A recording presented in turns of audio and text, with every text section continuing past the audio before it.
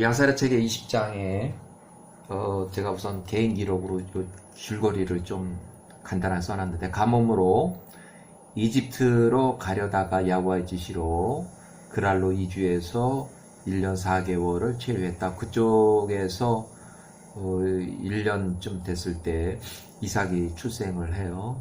이삭 출생 전에 그랄로 이주했다가 거기서 1년 4개월 동안 체류하면서 있었던 그 이야기입니다. 1847년에 아브라함이 이삭이 출생하기 전에 가뭄으로 헤브론의 북쪽 세겜의 평지 마므레에서 가데스 수울 사이, 가데스 수울 사이는 이집트 국경이 있는 와디 에집트라는 그 강가, 그러니까 강을 기준으로 해서 이집트와 가나안 그 경계 국경으로 보이는데요. 이 지역을 지도상에는 정확하게 어디라고는 표시를 못했는데, 왜 그러냐면 사람이 거의 살지 않는 그런 광야 같아요. 그래서 지역으로 잠시 이주했다가 가데스는 가데스라는 지명은 헤브론에서 남서쪽으로 112km 떨어진 아주 먼 거리예요. 그래서 가데스 바네아로 이해를 하는데, 그 후에 이름은 가데스 바네아로 돼 있고, 아브라함이 이집트를 이주하려고 국경 근처까지 가서, 국경이라는 것은 이집트 국경이야. 와디 에집트라는 그 강가까지 가서 야훼의 지시로 북북동쪽 60km 떨어진 거리에 그랄 땅으로 다시 올라갔다. 북쪽으로 다시 올라간 거예요. 북북동쪽으로. 창세기 영문판에는 이렇게 세 권의 책을 이렇게 봤는데, 영문판 번역의 의미로는 가데스하고 수울 사이는 그랄과 다른 지역으로, 그러니까 가데스와 수울 사이라는 것은 이 강가를 얘기를 하는 것 같은데, 그 지역은 그랄하고 거리가 먼 거래요. 어느 정도 거리가 멀어요. 그래서 그랄은 북북동쪽으로, 여기에서 약 북북동쪽으로 60km 떨어진 그 다른 먼 거리 지역이고, 창세기에서는 창세기 20장 1에 개역 한글에서는 가데스와 수울 사이를 그랄과 같은 지역으로 기록했다. 그런데 지도에서 찾아보면 가데스와 수울하고 그랄하고 지역이 달라요. 그 지도에서 보면. 그리고 그 후에 영문판에서는 그 후에 그랄로 임시 이주. 그래서 헤브론에서 브엘세바 남서쪽으로 헤브론에서 브엘세바는 남서쪽으로, 그러니까 헤브론에서 남서쪽에는 브엘세바가 있고, 브엘세바에서 그랄로는 서서북쪽으로 40km 정도 이렇게 떨어진 위치를 제가 이렇게 표시를 한 거예요. 지도에서 참조하기가 좀 어렵고, 여기가 어느 지역인지 그거를 구분하기 힘들어서, 일단은 본문 22장, 야사랴 책 20장의 본문 이제 읽어볼게요. 1장 20장의 1절. 그때 아브라함이 헤브론의 마므레 평지, 헤브론의 북쪽 마므레 평지로부터 나와서 팔레스타인 땅으로 갔고, 그가 그랄에 거주했다. 그러니까 일단은 여기까지는 많이 줄어든 거야. 위의 사항을 이제 이렇게 해야 되는데 상당히 그거 줄였어요. 아브라함이 팔레스타인의 땅에 있는 그랄에 온 것은 아브라함이 가나안 땅에 있은 지 25년이 되던 해였고, 아브라함 나이 100세 되던 해였다. 이색이 출생하기 직전, 그들이 그랄 땅에 들어갔을 때 그가 그의 아내 사라에게 말하되, 누구든지 당신에게 묻거든 당신 사라는 나의 누이 아브라함의 누이라고 말하라. 이는 이 땅의 거주민들의 악을 우리가 피하기 위함이라. 아브라함이 팔레스타인의 땅에 거하고 있었는데, 팔레스타인의 왕 아비멜렉의 종들이 보기에는 사라가 매우 아름답더라. 이에 그들이 아브라함에게 그녀 사라에게 관해 물으니, 그가 대답하기를 그녀는 나의 누이라 하였다. 아비멜렉의 종들이 아비멜렉 왕에게 가서 말하되, 가나안 땅으로부터 한 남자가 이 땅에 거하기 위해서 왔는데 그에게 매우 아름다운 누이가 있더이다. 아비멜렉이 그에게 사라를 칭찬하는 그의 종들의 말을 듣고 아비멜렉이 그의 관료들을 보내니 그들이 왕에게 사라를 데려왔다. 사라가 89세가 사라가 아비멜렉 집에 왔고 왕이 보니 사라가 매우 아름다웠다. 이에 그가 그녀로 인해 크게 기뻐하였다. 그가 그녀에게 다가가서 말하기를 너와 함께 우리 땅에 온 그 남자는 누구냐? 하니 사라가 대답하되 그는 나의 오빠며 우리가 살 곳을 찾기 위해 가나안 땅으로부터 왔습니다. 라고 하였다. 아비멜렉이 사라에게 말하되 보라 나의 땅이 내 앞에 있으니 내가 좋아하는 어느 곳이든지 너의 오빠로 거하게 하라. 아브라함 이제 어느든지 선택해서 있으라는 얘기예요. 그가 너희 오빠이므로 우리가 그 땅의 모든 백성들 위해 그를 높이고 존귀히 여길 것이라. 아비멜렉이 아브람을 부르니 아브람이 아비멜렉 왕에게 왔다. 아비멜렉이 아브람에게 말하되 보라 내가 너를 존귀히 여기라고 사람들에게 지시를 내렸으니 이는 내 누이 사라 때문이라. 여기서 아비멜렉 왕은 아브람보다 거의 한 53세나 많아요. 그러면은 이 사람은 아브람이 여기가 99세라고 하면 여기가 99세 이제 이삭이 출생하기 전이니까 99세라고 그러면 이 사람은 152세가 맞아요. 53년이 차이가 나요. 53년. 그래서 아주 나이가 많은 사람이에요. 아마 이 사람이 죽을 때 184세인가 이렇게 사망했는데 190몇 세? 하여간 아들이 12살인 거 보면 이 사건이 있고 나서 막내 아들을 이제 얻은 것 같아요. 막내 아들을 이 나이 많은 그 왕이. 자, 아비멜렉이 아브람에 말하되 보라 내가 너를 존귀히 여기라고 사람들에게 지시를 내렸으니 이는 내 누이 사라 때문이라. 아브람이 왕으로부터 나왔고 왕의 선물들이 그를 뒤따랐다. 요거는 99세 100세가 되기 직전이에요. 이삭이 출생하기 전.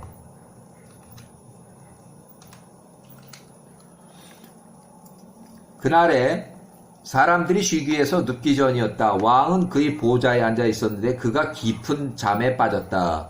그가 보좌 위에 누워서 아침까지 잤다. 그가 꿈을 꾸었는데 야호와의 천사가 그에게 다가왔고 그의 손에 칼을 들고 섰더라. 그 천사가 아비멜렉 위에 서서 칼로 그를 죽이려고 하더라. 왕이 그의 꿈으로 두려워서 천사에게 말하는 내가 당신에게 무슨 죄를 지었길래 당신이 칼로 나를 죽이려고 왔나이까. 이에 천사가 아비멜렉에게 대답하되 보라 내가 어젯밤에 너희 집으로 데리고 온 그 여인으로 인하여 죽으리라. 이는 너희 집에 온 그녀가 결혼한 여인이며 아브라함의 아내이기 때문이다. 그러므로 이제 그 아내를 그 사람 아브라함에게 돌려보내라. 이는 그녀가 그의 아내이기 때문이라. 만약 내가 그녀를 돌려보내지 않으면 너와 내게 속한 모든 자가 정령 죽일 것임을 알라. 그리고 그날 밤 팔레스타인 땅에 큰 부르짖음이 있었으니 한 사람의 형상이 그의 손에 칼을 빼들고 서 있는 것을 그 땅의 거주민들이 보았습니다. 그가 그 칼로 그 땅의 거주민들을 쳤는데 그가 그들을 계속하여 치더라. 그러니까 야호와의 천사가 그날 밤에 팔레스타인 온 땅을 치니 그 사람이 많이 죽었다는 얘기네요. 그날 밤과 다음 날 아침에 큰 혼란이 있었다. 이에 모든 태가 다쳤고 그랄 왕 아비멜렉이 아브라함의 아내 사라를 자신의 집으로 들인 연고로 야호와의 손이 그들 위에 임하였다. 아침에 아비멜렉이 두려움과 혼돈 속에서 일어나 크게 무서워하며 그의 종들을 불러들이고 그들에게 그의 꿈을 말하니 그 사람들이 크게 두려워하였다. 왕의 종들 가운데 선 자들 중에 한 사람이 왕에게 대답하며 말하되 오 주권자 왕이시여 이 여자를 그녀의 남편에게 돌려보내소서. 이는 그가 그녀의 남편이기 때문입니다. 이와 같은 일이 이 사람의 이집트에 갔을 때 이집트의 왕에게도 있었습니다. 낯선 자로서 땅에 거하기 위해 올 때 그렇게 행하는 것이 그의 방식입니다. 그러니까 낯선 땅에 들어갈 때는 아브라함이 그렇게 하는 것이 통상 아브라함이 하던 일이라 이거예요. 파라오가 이 여자를 아내로 삼기 위해 데리고 왔을 때 그가 그 여인을 그녀의 남편에게 돌려보낼 때까지 여호와께서 그에게 중대한 아주 커다란 재앙들을 내리셨습니다. 그러므로 이제 주권자 왕이시여 어젯밤에 온 땅을 발생한 일을 아소서. 매우 큰 실망과 큰 고통과 슬픔이 있었으니 이 일이 당신께서 데리고 온 그 여자 사라로 인한 것임을 우리는 압니다. 그러므로 이제 이 여인을 그의 남편 아브라함에게 돌려보내소서. 그렇지 않으면 이집트의 파라오 왕과 그의 신하들에게 임했던 것처럼 우리 위에 재앙이 임하여 죽을까 두렵습니다. 이에 아비멜렉이 서둘러서 사라를 불러들이니 그녀가 그 앞에 왔다. 그리고 그가 아브라함을 불러들이니 그가 그 왕 앞에 이르렀다. 아비멜렉이 그들에게 말하되 너희가 오빠여 누이라고 말하니 이 일이 무엇이냐. 그리하여 내가 이 여인을 아내로 삼고자 데리고 왔느니라. 이에 아브라함이 대답하되 내가 나의 아내의 연고로 죽게 될까 생각하였기 때문입니다. 이에 아비멜렉이 양떼와 소떼, 남종들과 여종들 그리고 수천의 은조각들을 아브라함에 주고 사라를 그에게 되돌려 주었다. 여기서도 엄청나게 많은 재물을 줬네요. 아비멜렉이 아브라함에게 말하되 보라 온 땅이 내 앞에 있으니 내가 선택하는 대로 거기에 거하라. 너 좋을 대로 거하라 이거예요. 아브라함과 그의 아내 사라가 존귀와 존경하는 가운데 왕으로부터 나왔고 그들이 그 땅에 그랄에 거했다. 요거 1년 4개월 정도 돼요. 팔레스타인 땅의 모든 거주민들과 왕의 종들이 여전히 고통 중에 있었으니 천사가 사라의 연고로 그랄 밤 내내 재앙을 부었기 때문이다. 이에 아비멜렉 아브라함에 요청하되 이제 당신의 엘로힘 야호와께서 우리들로부터 이 재앙을 걷어가시도록 당신의 종들을 위해 기도하라. 이에 아브라함이 아비멜렉과 그의 신하들을 위해 기도하였다. 야호와께서 아브라함의 기도를 들으시고 아비멜렉과 그의 모든 신하들을 치료하셨다. 이렇게 해서 일단은 그랄에 이주했다가 있었던 그 사건에 대해서 얘기를 하고 그 다음에 이제 여기부터는 야세의 책 21장부터는 아브라함이 100세가 되고 사라가 90세 이삭이 출생하는 거예요. 일단 그랄에서 1년 4개월이 지나서 일단 이삭은 그랄에서 출생을 했어요.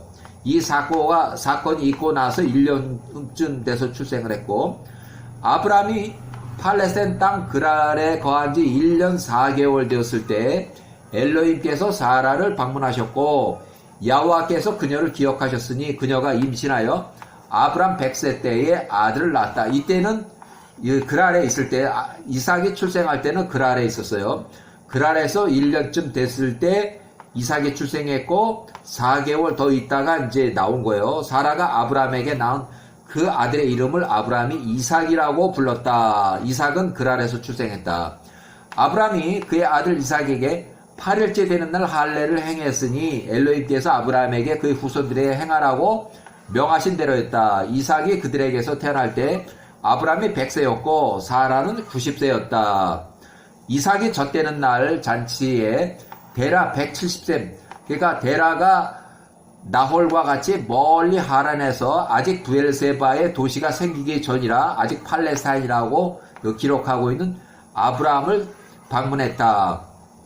자, 그 아이가 젖을 때니 이삭이 3살 때에 젖되는 날에 아브라함이 큰 잔치를 베풀었다. 이에 예루살렘의 셈과 에베르가 그의 땅의 위대한 모든 사람들과 팔레스타인의 그랄 땅의 아비멜렉과 그의 신하들과 그의 군대장관 비골과 그 잔치를 즐기고 먹기 위해 왔으니 아브라함이 그의 아들 이삭이 젖되는 날 베푼 큰 잔치였더라.